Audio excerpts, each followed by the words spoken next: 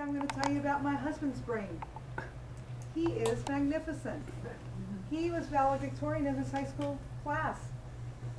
He was the big drum major, the guy with the big white plume and the big woohoo! He was in a jazz band as a saxophone player that all the other guys went pro. That's how good of a saxophone player he is. He also has a diplomat degree in internal medicine and therapeutic nutrition, which means that he went after 4 years of getting a magna cum laude at the University of Utah with a degree in psychology. He went on to get a 4-year degree in chiropractic, then went another 4 years to study internal medicine. There was one time in here that we drew blood. He did gynecological exams, and I was happy when we don't do that anymore. But he continues to learn and study and thrive and impress me after 38 years of being here. So, Dr. Rawls, Neuroplasticity. Thanks, Welcome, everybody. So we're talking about the brain tonight, right? So, who needs a brain? It's not that important, right? Oh my gosh, it's like the most important. I mean, heart's kind of critical too. You can't live without a heart, but the brain's amazing. Now, I've been in practice for 38 years. When I started practice, they thought the brain did not change. They thought the brain did not grow. They thought the nerves inside the brain did not multiply.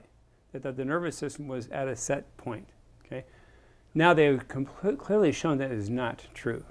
In fact, if you're not challenging your brain in some way, shape, or form, then it will not grow. And we want it to grow, right? I mean, 5.8 million Americans suffering from Alzheimer's, of which 38 years ago, wasn't even on the map. Okay? Now it is. And they estimate by 2050, maybe 50 million Americans. And why would it grow? You're going to learn tonight that it doesn't have to grow. It doesn't have to grow for you.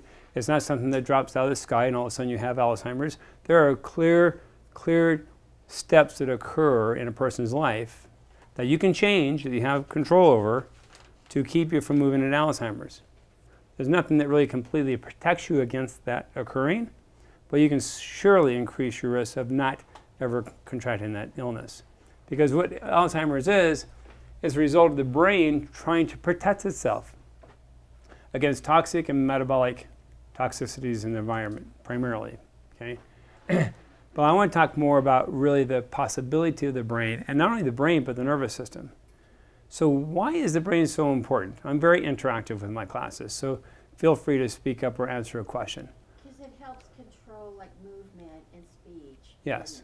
And it connects. So Deborah is sharing with us that the brain is important to how it to function, our movement and our speech and how we talk, right? How does your body know how to work? I never forget this kind of interesting story. So maybe not interesting, but at any rate, I'm 8 years old. I'm looking at a mirror, and I'm just like looking at this mirror, and I'm going like this. I'm thinking to myself, how does that work? How does my body know to raise my arm and lower my arm? So I'm going to ask you, how does your brain know how to do that? If you close your eyes, how do we get it to go to the same spot every time? I have my eyes closed. How do I know exactly where it's going? There's information that the brain requires for us to know those things. If I have my eyes closed, I'm not getting information from my eyeballs. Where's the information coming from? It's coming from my muscles. There's different fibers in the muscles called proprioceptive fibers. It's not important for you to know what that means, but that means your knowledge of space. Your body knows where in space your arm is at any particular moment. So how is your brain going to pick that information up? What's required? I'm seeing things, right? I'm hearing things. I'm smelling things. I'm touching things. My movement, my muscles are getting it. How is all that information? How is all that data get into my brain? Doesn't it sound like electric little things? Yeah, it's kind of like electrical signals, yes. So that's close. That is what's happening. But how? How does that information get to the brain? And also you want to understand, my questions are very simple. Okay? Nervous system. Nervous system, exactly. And the nervous system is what? Your brain and your spinal cord, right? So here's your brain, right? And here's the spinal cord. So all that information is flowing in through your nervous system up to your brain. So how does your body, how does your brain perceive different things? What is your true reality? It's the combination of all that information that gets to your brain, right? Well, in chiropractic, I work on the spine. There's a thing in the spine called a vertebral subluxation. Now that is a part of the spine that gets rigid. For many, many years, in fact, for most of my lifetime, chiropractors thought and told, they knew for a fact that chiropractic adjustments can radically change a person's life, can start to sleep again, can start to have hearing again, can start to actually see again, can start to have a stomach that works properly. These are problems that most people don't relate to chiropractic, because chiropractic we think more of back pain, headaches, things like that. But the chiropractors knew that things were happening to people that they really could not explain, but they knew something was happening in the nervous system. So the way they explained it was the best way they could think of, and that was a pinched nerve. You've heard of that before. Or a bone out of alignment. You've heard that before. All that has been shown to be false. It's not a pinched nerve. It's not a bone out of alignment. What the research is now showing us, it's the lack of movement. It's the plastic nature, that plasticity of your nervous system. If it's rigid, it's not going to function well. Your brain needs to be fluid. A brain is 85% water and 60% fat. You have to have this fluid nature, and not only the brain, but the spine also. So what we discovered in research is that if you free up, if you have that rigidity in your spine, then the messages that we depend upon for our brain to know the reality what's going out there do not get through. So the messages aren't coming through. Let's say we have some blocks. Say the messages are coming through the spine. I mean, from the environment of the spine, right? So let's say you get some blockages along the spine. What's going to happen? It's pretty simple, right? The messages are going to get reduced. If you have a computer system, and it depends upon data, and it's coming through a pipeline, communication pathway, and all of a sudden that pathway is getting interfered in some way, shape, or form, that computer, that city, wherever it's dependent upon, is not going to be able to function at a high level, right? So what's the brain going to do? The brain's going to do its best. The brain's pretty amazing. It will actually make things up. It will actually fill in the blank. How important is that for walking? How important is that as we move into our 70s or 80s, and we want to make sure we don't fall? If we're walking, are we really thinking about where our feet are at every time we walk? No. How do we know that? How do we know it's time to take another step? Because our brain is conditioned. Our brain knows exactly where our foot is at a precise point in time, knows exactly how much to move that leg, knows exactly how much to move up to that step. What's going to potentially happen if you're not getting all the data up to that brain? Well, you may not be able to, you may not clear the step, and you may fall as a result. Simple analogy, but that's very real, okay? Because sometimes you can have an off day. Sometimes you can have an on day. When you're firing on all cylinders, it's kind of like your brain's firing on all cylinders. So that's the essence of chiropractic. Chiropractic is really not about pain. Chiropractic is really truly about the nervous system and the body's ability to get the brain to function at a higher level. And they've shown, they've actually done research where they've actually shown MRI, functional MRIs of the brain, adjustment, brain change. So the changes are occurring in the brain and the nervous system, really important. So that's the part of the collection part, right? Now I want to talk about the brain part. So the brain is essential. As I mentioned, it's 85% water and 60% fat, okay? So what's one of the most important things in our diet, as an example? What? Absolutely. The brain can't store water, so you need water. Minimum 60 ounces a day. Very, very important. And if you're not thirsty, make yourself drink it. Really important. 60 ounces? 60 ounces. Okay, that's minimum. 60 to 90 is recommended. 1.6 or 6.0? 6.0. And so that really depends upon your body size. Okay. But the bigger person, more bottles of water. And what I like to do is to have, and this is becoming more popular now, a larger jug. So you drink fewer glasses of water. So it's basically 8 cups of water at 64 ounces, or a couple of these. Thank you, Nancy. So that's important. So what I want to talk about tonight is how I can create a healthy brain. How do you create a healthy nervous system? Make sure you eat right, so Get adjusted. your blood's flowing. Get adjusted. You create a healthy nervous system by getting adjusted. Straight and simple. If you have subluxations in your spine, your brain is making stuff up, and it doesn't have all the data. So even if you don't have any pain, you should see a chiropractor at least once a month, just to get adjusted, to keep the brain and body connected. Very important. That's number one. That's for the nervous system. Now for the brain, now let's talk about food and water. Water, number one, right? So we had to drink. What happens in dementia? What happens in Alzheimer's in reference to water in the brain? Do you know? The brain actually starts to shrink. The cells dies off because of the dehydration. Yeah, so exactly. So you lose that water. So a great example I love to use is, have you ever been to a science fair or a what do they call those things that you go to take the kids to? It's a science museum, right? And they have that crystal ball. It's kind of like a clear glass ball, and inside it has that electricity thing. You put your hand on it, and electricity shoots up to your hand. You know what I'm talking about? You touch it, no matter where you touch it, it goes.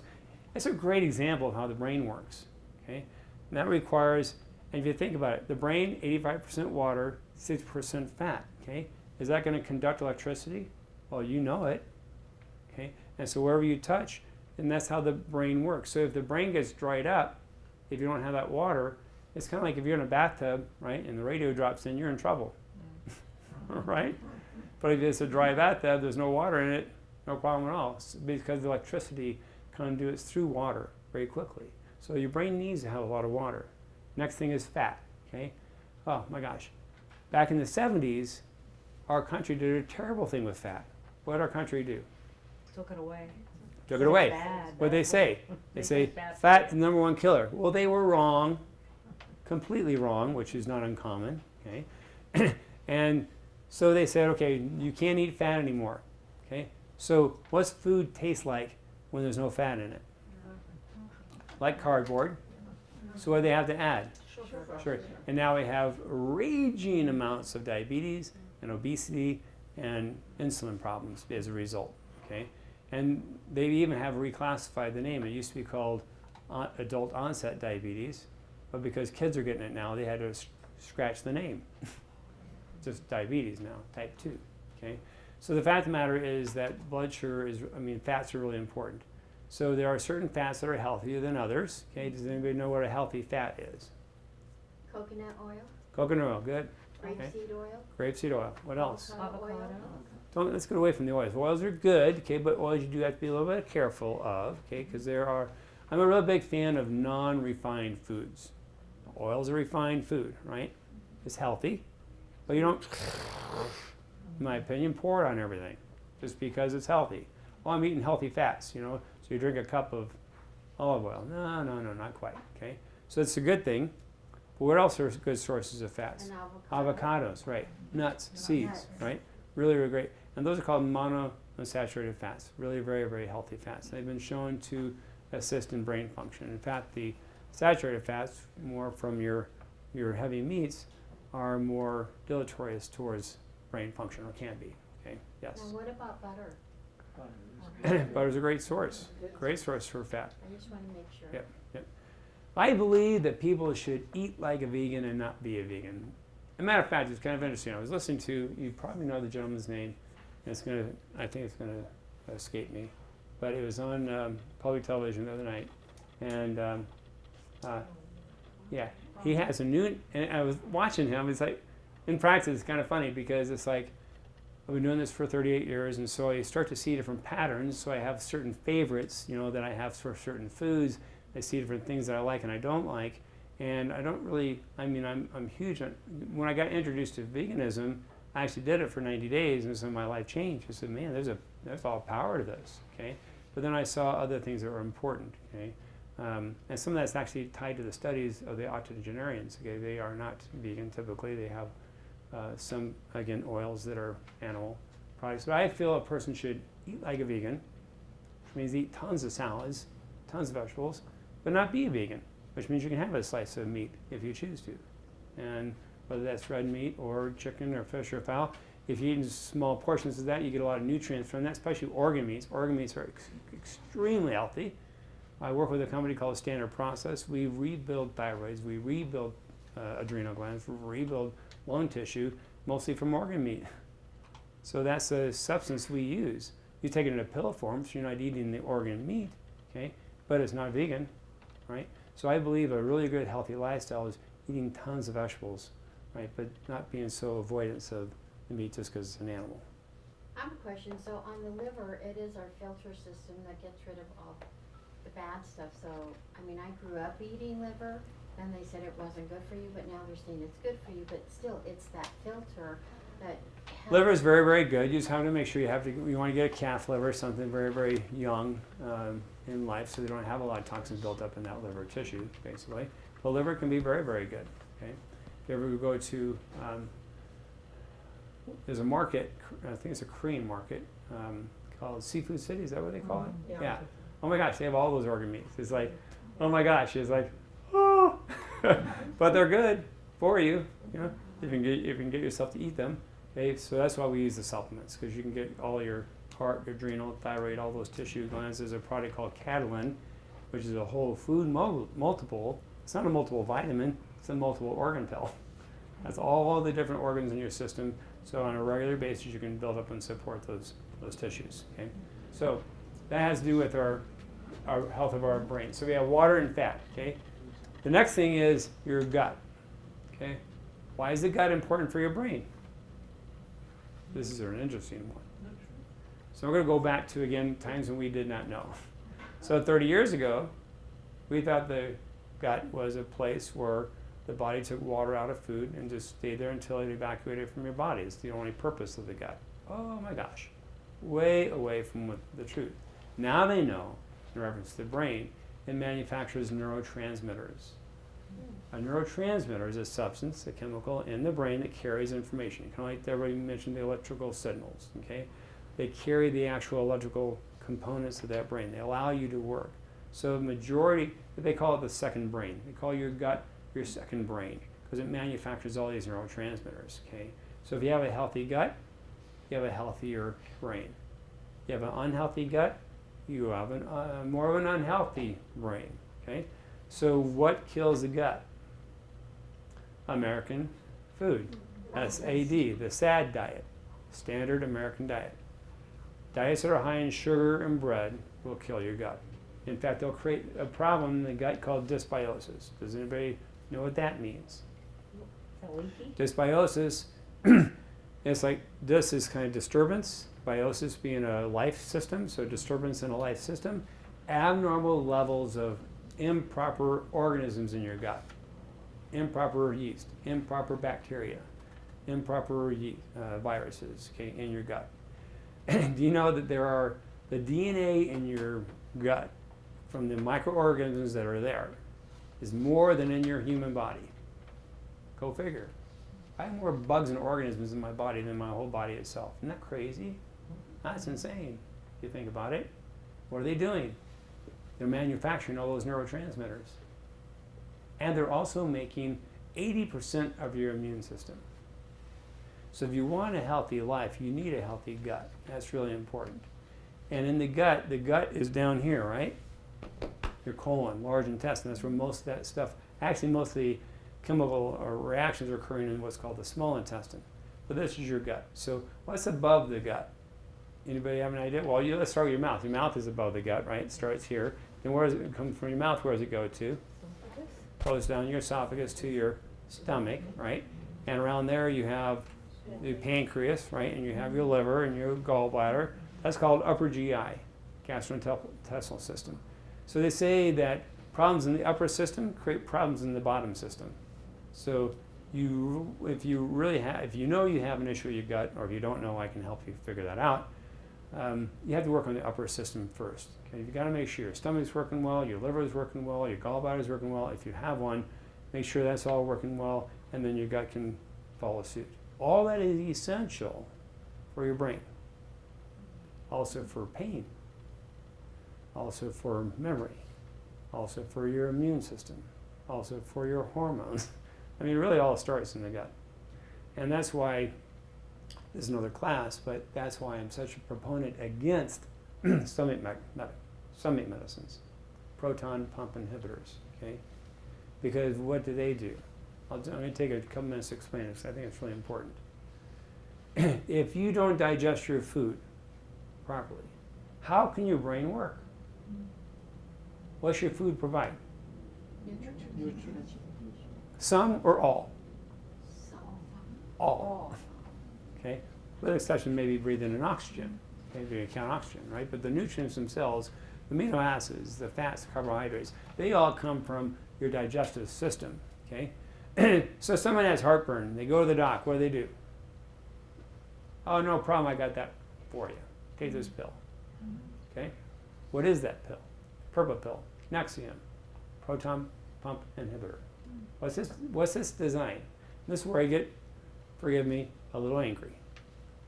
Because who makes drugs? Very smart people. Okay? These are billion-dollar companies. I was thinking about this the other day. Can you imagine having a billion-dollar company? If you have a billion-dollar company, you're going to hire stupid people? No, you have the money to buy brilliant people, the most brilliant people in the world, right? And then they can design what you want them to design, right? Has nothing to do with the purpose of our culture. Because these guys know very clearly that this drug does what? So you go to the doctor and they give you the pill because you have heartburn, right? What happens? You take the pill, what happens? You stop getting heartburn. You feel better, right? You feel better. Why? Because it's an acid reducer and that fermentation reduces, so you feel better. But what happens inside your stomach? Your stomach needs to be a pH of 2.0.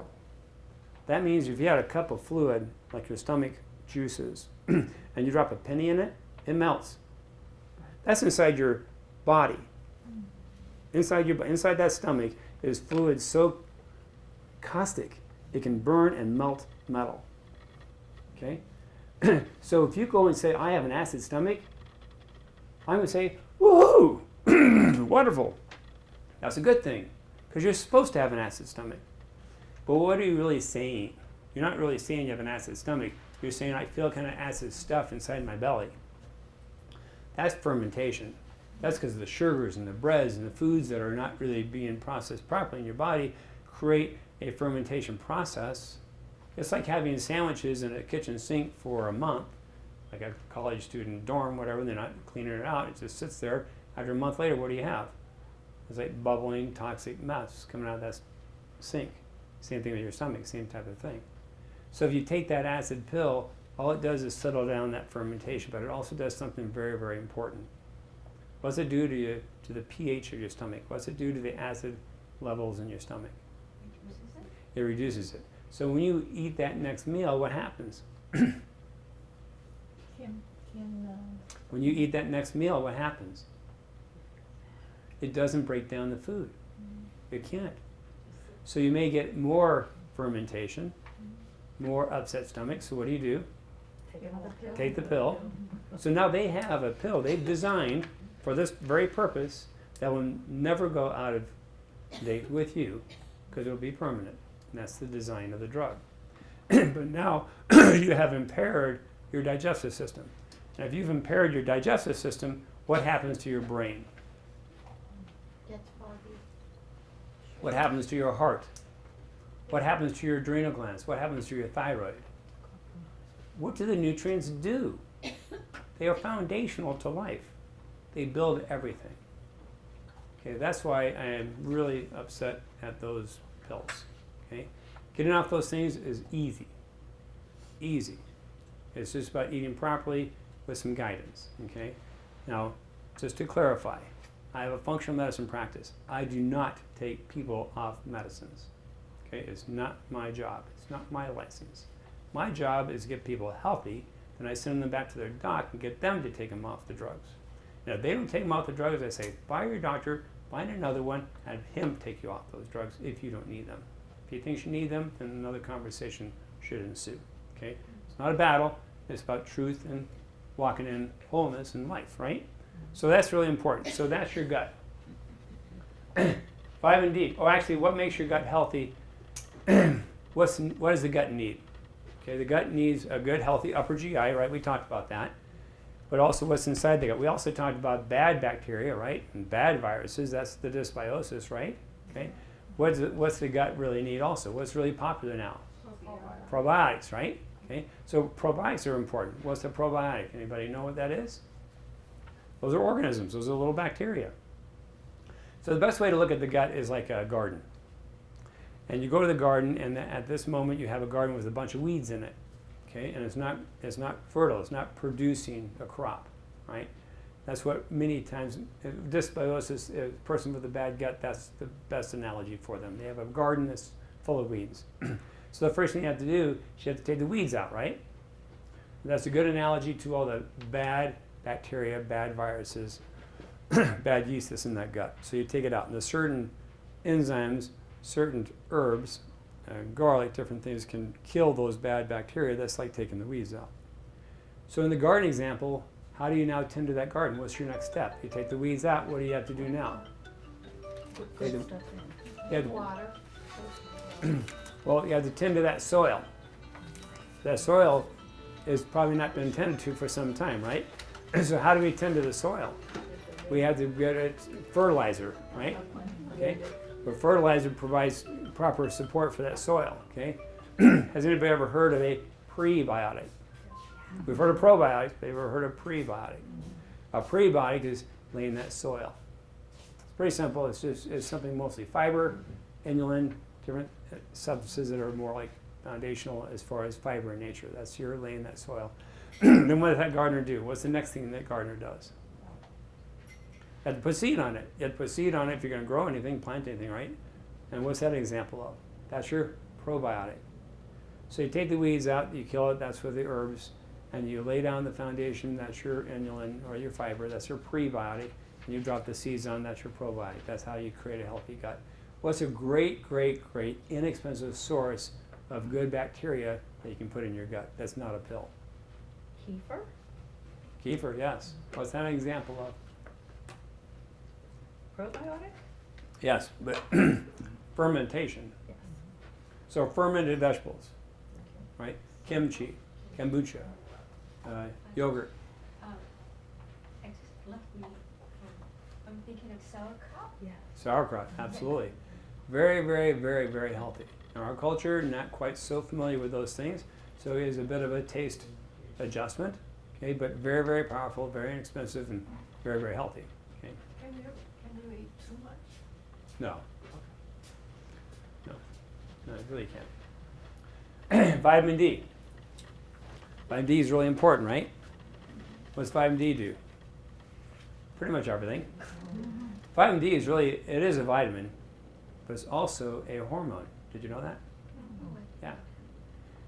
It's essential in the manufacture of your sex hormones. It's essential for the manufacture of your sleep hormones. It manufactures a lot of things. And vitamin D is made from The sun? cholesterol. Oh, cholesterol. Yes. Yes. And what do we have in our country today? Back in the 70s, it was all about fat, right? What's it all about today? Cholesterol, right? And how terrible cholesterol is. Our next class, I'm going to be talking about that. I'm going to talk about statin drugs. I'm going to talk about the truth about cholesterol, and actually some of the latest. I heard the patient tell me, I haven't researched yet, but a patient told me they're just starting to come out with official government rulings that the talk about cholesterol has been wrong. But the fact of the matter, it has been wrong. I believe we're on a terrible experiment for our country, trying to drive cholesterol down. And it's really primarily, I believe, a monetary issue. Okay. Has anybody ever heard of homocysteine? This is a little preview for next month's class. Homocysteine, ever heard of that? Yeah. What is that? It's a marker in a blood panel. It's also a chemical inside your body that can be related to heart disease. It's part of what we call an inflammatory marker, because now we know that heart disease is really primarily an inflammation problem, not just a cholesterol issue. Okay. But homocysteine was discovered. When it was discovered, the drug companies got on top of it. They say to the scientists, they said to him, they said, I want you to discover a drug that can lower homocysteine. He could not find it. The only thing he could find was a natural product, an herb, to lower homocysteine. And the drug company says, I can't patent that. That's not good enough. Keep looking. And they discovered cholesterol. This is a true story. And they recognize, oh, that one I can create a drug for. That's the one we want to market. That's the one we want to push in this country. They did a very good job of it. Okay? When I started practice, it was very normal to have cholesterol levels, normal for the doctor, 250. Now it's under 200. They just changed the numbers. Okay? And the fact of the matter, nobody really ever talks about the true number, which is your good cholesterol divided by what? Yeah. Your good cholesterol.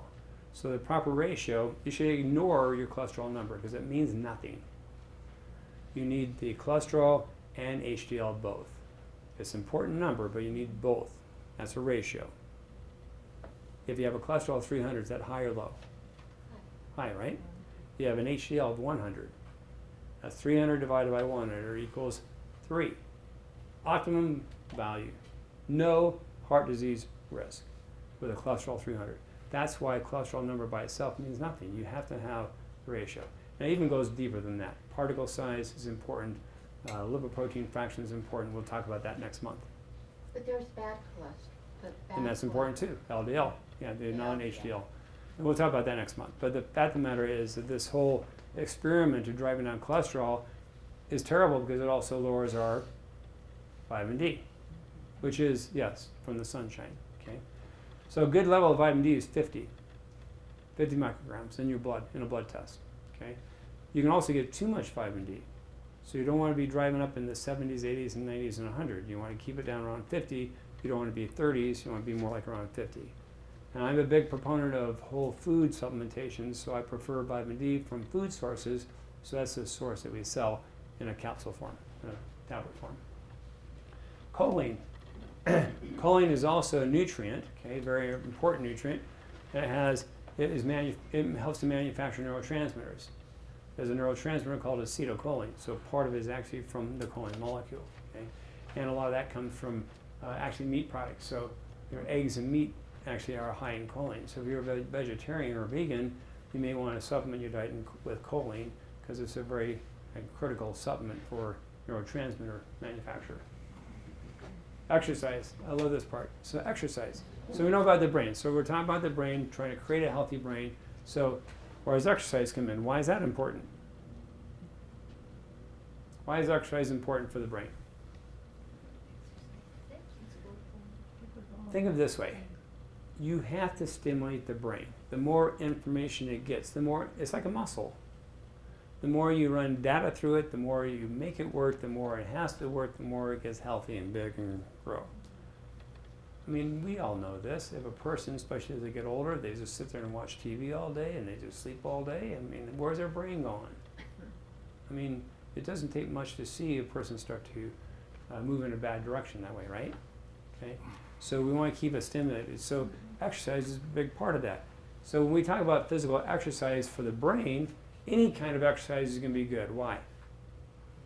Oxygen, right? Blood supply. Move all the stuff into the brain, just normal stuff from body physiology. But also you want to exercise the brain during your exercise.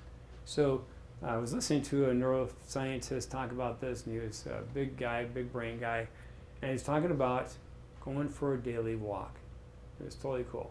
He said, when you walk, junk the headset. Don't use the headset. Be mindful. Drink in the environment, he says, which is kind of cool. Be aware of things around you and look for surprises. He said the brain loves surprises. It loves adventure. It loves just kind of how we think about life in general life. Okay? It loves that. It just loves. So he recommends doing a daily walk, 15 to 20 minutes, without a headset, where you're just watching the environment around you, taking it in, drinking in your environment, and watching for surprises, and just really, and if you do it with a friend, having great conversation with a friend, because that's really a critical part. Socialization is so important for the brain. They're a really cute couple, chiropractic couple, decided to stop practice. Actually, they were also competitive athletes, and they wanted to go around the world, visit all the blue zones. Have you ever heard of the blue zones? Mm-hmm. The blue zones are those places in the world that have people that live over 100 years or more, and so they wanted to go on this journey. They went on this journey, and that's where they found different elements they tied together. What in this environment, what in this culture allows these people to live so long. A large of it was diet. A lot of it was exercise. A lot of people didn't have cars. They simply walked. Okay, really important. But also the socialization was a key part. Okay, I remember the story. I think it was in Greece somewhere. But the culture, they live outside. And they just simply have their chairs and stuff outside, so they're conversing all the time. They're just a close-knit community. And they have many people who live over 100 years old in this community. And she was sharing the story that if somebody gets sick, they know that they're not showing up. They know they're not there. And so they will either visit them or put something at their door. So this person's always being connected, always part of the community. So socialization is really a key part of brain function as well. So make that part of your physical exercise. Daily walk with a friend, make conversation, and you can kind of make a game out of it. Kind of watch things around you and can be mindful of as you walk. So that's one form of exercise. What's another great form of exercise for the brain? Crossword puzzles, right? Reading. That's one of the things we really think about when we think about holding on to our brain is exercising it by thinking, right? Well, this is a really interesting thing. The same gentleman, this, by the way, was an interview that Dr. Joseph McCullough did with this brain guy. And I'll see if I can't post it on my website so you can actually watch it. It's a really great interview. But he's talking about exercising the brain. Okay? So we exercise the brain. He says, don't do an exercise that you don't like or you don't find interesting or it doesn't give you some kind of reason or passion. He says you can do that where your brain's not going to really grow. It's not going to have any real impact. All you're doing is wasting time.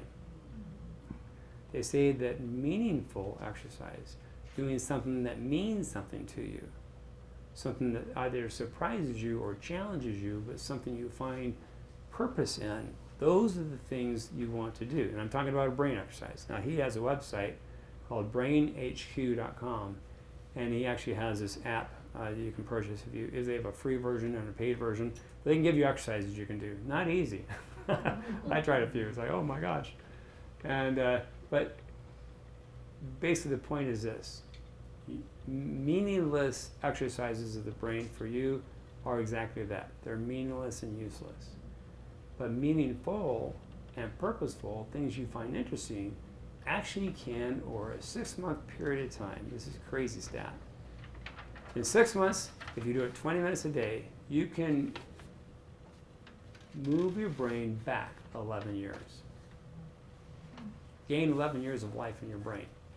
So if you're 70, you can end up getting a brain of a 59-year-old.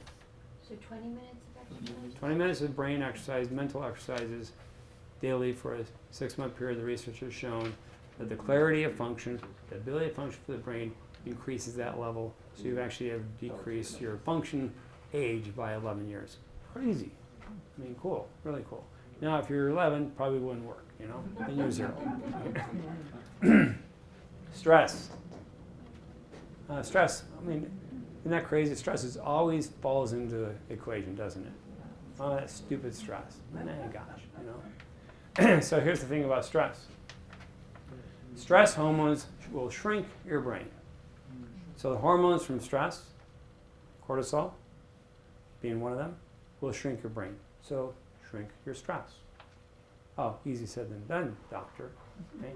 Okay? So how do you shrink your stress? Meditate? Meditation, sure. Good example. Escape. Escape? No, true. So escape could be, you know what, I'm going to take a vacation. Or I'm going to use, Gardening. gardening, absolutely. Spoken from a rose master. Massage. Okay. Prayer. Right? Faith. Putting power in someone greater than yourself. Right? So those are all really good examples. A lot of that really surrounds what? A quiet time, a personal time. So what I love to do, okay, when I start my day, is not start my day. I go into a closet, if you will, prayer closet, spend my day with my Lord, my Bible, my journal, my prayer, and I just ask for guidance. That's me. That's how I do my thing. But carving out some time in your life so you're not always constantly thinking about the next thing you have to do. That's really important. So sometimes it's just simply not a simple, but a foundational action step you have to take to embrace that part of your life. Okay, if you're go, go, go, go, go, okay, and you don't think about yourself in some way, shape, or form to get that, it's hard for that stress to work. So how does stress work in the body? How, if you really understand stress and how it works, it's pretty fascinating. Hans Selye was the original researcher who taught us this. Okay, it's a fight or flight syndrome, and a great analogy is like a caveman person, right? So caveman sitting there at the fire, roasting a pig, right? He's just a cocky guy, right? And all of a sudden the lion comes up on his camp. What happens? Oh my gosh, he's got to fly out of there, fight or flight, right? Or he's going to fight the lion. I don't think he'd do that, probably run. So what happens? So cortisol inside the body, secreted by the adrenal glands. You've ever heard of the adrenal gland? That's the stress gland, okay? Secretes in the body, which does what? It increases the heart rate, it increases the circulation of blood to the extremities, it reduces the blood inside the core body, also increases heart rate, all for what purpose? To make him faster, so he can get away from that lion faster, or move that car. You've heard people like in those situations, like crazy situations happen, right? So it's really, really important. So that's a good example of how wildly important it is for the adrenal glands to function in stress in a proper way. But what do we deal with? What's the stress that we deal with in our lives? How is our stress different? Work. It doesn't stop. It doesn't. It's like a stop. constant Our drip. lifestyles It's the drip of daily stress that the body secretes cortisol, until that adrenal gland becomes stressed and stressed and stressed until it just doesn't function properly. That's the difference. And then we have more circulating stress hormones, which will ultimately shrink your brain. So the best way to do that is to evaluate your cortisol levels with a saliva test. That's what we use in the clinic. Saliva tests will show you your cortisol levels, if they're proper, if they're flowing properly. Also, they should be high when you wake up in the morning. It's the hormone that wakes you up, hormones that put you to bed. So it's a 24-hour cyclic rhythm. And then there are also different supplements you can take for adrenal glands, support the adrenals, and also a proper food you can eat. What's the proper food you eat for the adrenals? No sugar, no bread, and no refined foods. Which is the same for the heart, which is the same for your liver, same for your gut. It's anti-American food. Okay. Real food. Sleep. Where's sleep? Sleep important? How many hours? 7 to 9. Research has shown 7 to 9 hours are required for healthy sleep. 7 to 9 hours. If you sleep more than that, that's not healthy. That's pathological, usually some kind of a problem. Okay. Less than that, not good. Sometimes that's just a scheduling issue. Sometimes that's a choice. I'm going to sleep 6 hours because I want to work for an extra hour, okay, or do whatever. Don't do that. That will shorten your lifespan. Okay. Also affect your brain. Also affect your ability to work and your motivation to work. Increase your stress hormones. So don't do that. 7 to 9 hours. What's most important about sleep in reference to the brain? It has to be unbroken sleep, and that's the challenge for a lot of people. Okay, why does it have to be unbroken? Because you have different stages of sleep.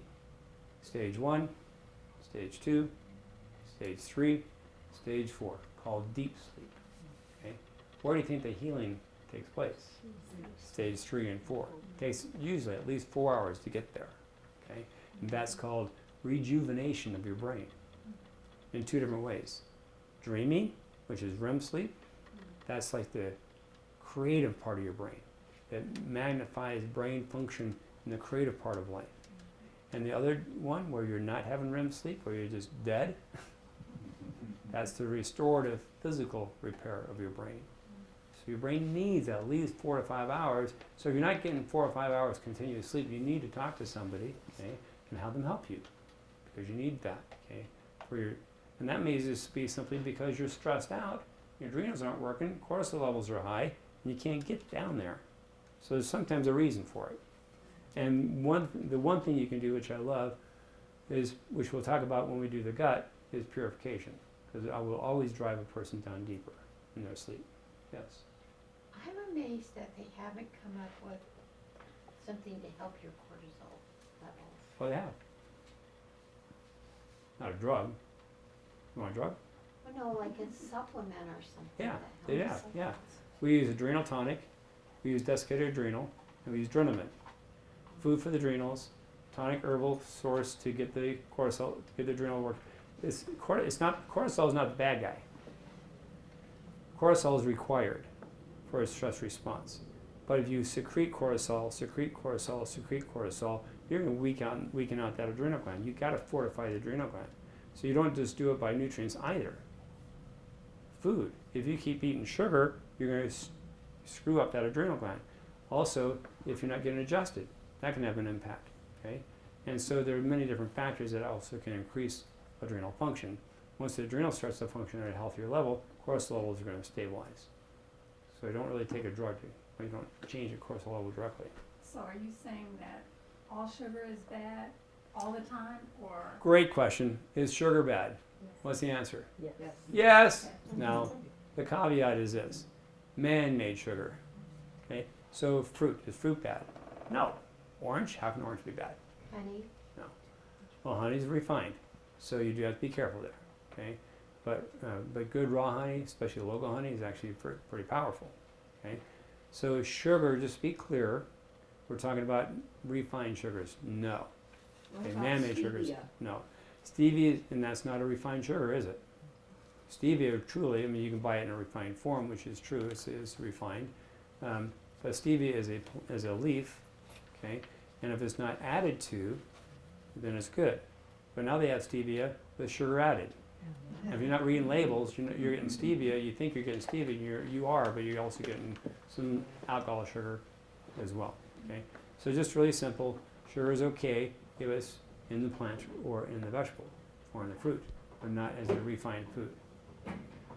I agree with you 100%, Dr. Wills, as it relates to sugar, but why is sugar so bad?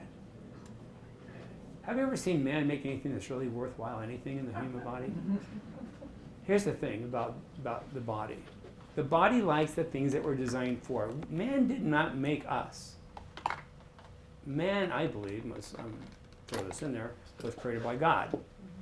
Okay? So God also made plants, and he made animals. Okay? He made sources for us to eat. I'm a big food guy.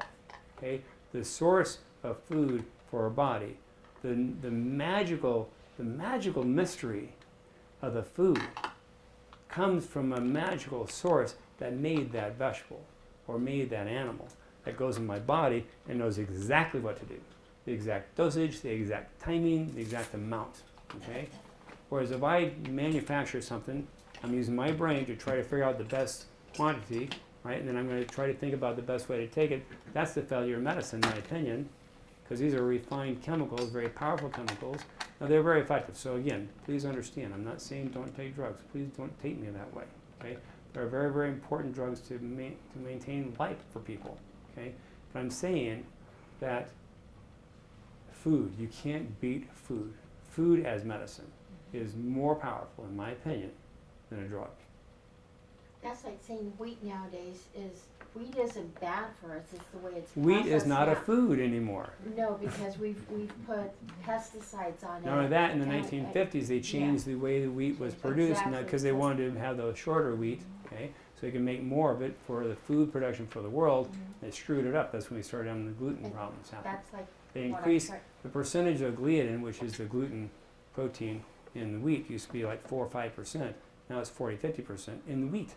Okay, so it's an issue. Okay, so sleep, avoid and remove toxins. Okay, so because we know that the brain moving towards Alzheimer's is really occurring because it's trying to protect itself against the toxins. Purification is another class. We'll do that when we talk about the gut. Okay, powerful thing you can do. We do offer a class. I actually have a class on YouTube also. If you go to YouTube channel, look up Green Valley Chiropractic, you can see my class on purification. We'll talk about that. Okay, but that's a really powerful thing for the body. And socialization, we already talked. So, brain's cool, is it not? I mean, brain is like so awesome. You know, are the things that we can do for the brain? Are the things we can really do? Even tonight, going home, there are things you can do. Walk home with and do things for yourself, for your brain. So, my encouragement to you tonight. do not fear. Don't go there. It's not a healthy place to go. If your family is riddled with dementia and Alzheimer's, okay, do not fear. Don't think that because they have it, you have. Okay? Genetics, way overplayed, I believe, in this culture of ours. Okay? It's such a dead end. Okay? Don't think that genetics have a rule over you. Most of them do not. Most of them need to be triggered by something, and usually poor lifestyle. Okay? So number one, don't fear. It's just not, in the Bible it says, God is not giving you a spirit of fear, but of power and of love and a sound mind. So my encouragement tonight to you is to embrace that truth. Embrace the truth that God made your body perfect, and all you need to do is add to it. Be a consumer that's well informed. Teaching every month. Got classes online too. Be well informed. Make good decisions. Okay? Does that mean I have to restrict myself and not eat anything that's bad? No. No. Once you have a healthy body, I believe you stay on a good, healthy program Monday through Friday, like clockwork. Just eat that good, healthy food, bunch of vegetables, eat really well. Maybe Friday night, go out and have anything you want. Okay? If your body can deal with it. Okay? But that really depends upon where you're at. So sometimes people need to take a time to get healthy, which is what I'm all about. So if you've not met me before, if you want to get a consultation, that's either online or here in the office tonight. I offer consultations free of charge. I'm a functional medicine doctor. That means I look at blood chemistries, I look at hair analysis, I look at saliva tests, for the purpose of looking for function in the human body and trying to find patterns of disease or patterns of failure going on so we can change those things. Also a chiropractor. I enliven the nervous system. It's about the brain and the body, getting those to function properly. So I offer consultations free of charge by phone or by person. You know, my wife and I just share this passion so deeply because we love people. That's just the way it is. And you know, there's so much false information out there. You know, so and it's not that confusing. Nutrition is not that confusing. Just think about the stuff that comes out of the ground. Okay, for the most part, that's a good place to start. Okay, so next month's class, I believe it's July 9th. Okay, will be also Tuesday night. So the first Tuesday of the month, we'll have a class. Okay, like we did tonight. Next one is on the truth of cholesterol and the devastating impact of statin drugs. Okay, again, what's my position on drugs? I do not tell you not to take them. Okay, my position on drugs is to get you healthy so you don't have to take them. But we're going to talk about blood tests. What kind of blood tests do you take to find out if you have a heart risk? What are they not telling me? Cholesterol HDL ratio, we talked about that, but also the size of the particles, very important. The lipoprotein fraction is very important. So we're going to talk about that and how to create a healthy profile. And then we'll move into the gut and purification on months after that. And so thank you so much for tonight. I appreciate you being here. We'll see you all next month.